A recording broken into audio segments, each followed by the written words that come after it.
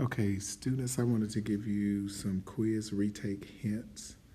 If you look at the following figure for number 1, you should think about how could I make this into two shapes, and we've done this before in class. So the first step is to make two congruent shapes. In this case, I can make a triangle and trapezoid.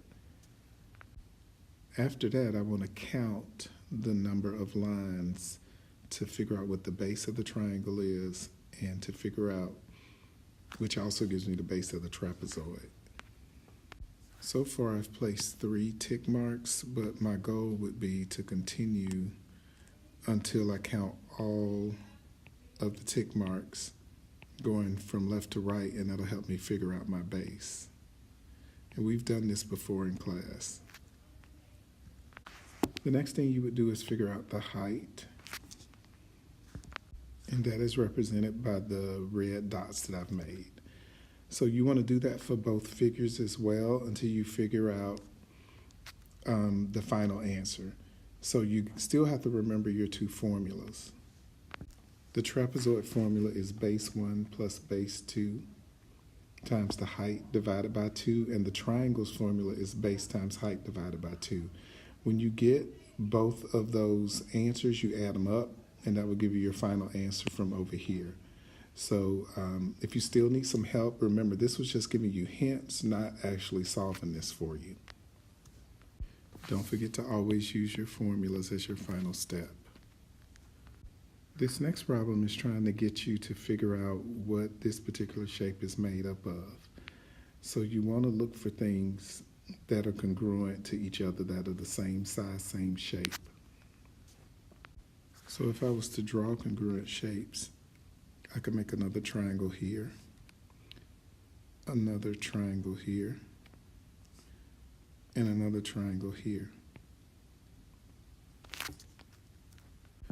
When I'm done, I would have a total of 4 triangles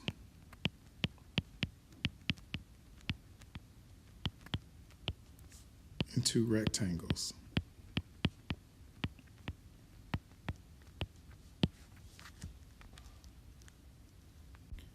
Some things you need to know about or be reminded of related to formulas are,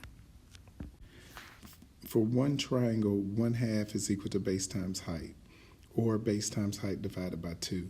So you have to think about, what does that mean if I actually had 4 triangles?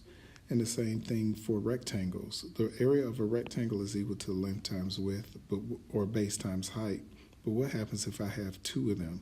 Which one of these formulas would actually give me the correct answer based on the concept of the area of triangles and rectangles? So you would choose the best answer based on that. The first thing you want to do is, if you're looking at a shape and it's made up of triangles or rectangles or whatever shapes, try to look for common features in another shape that's just like it or very similar to it or congruent to it.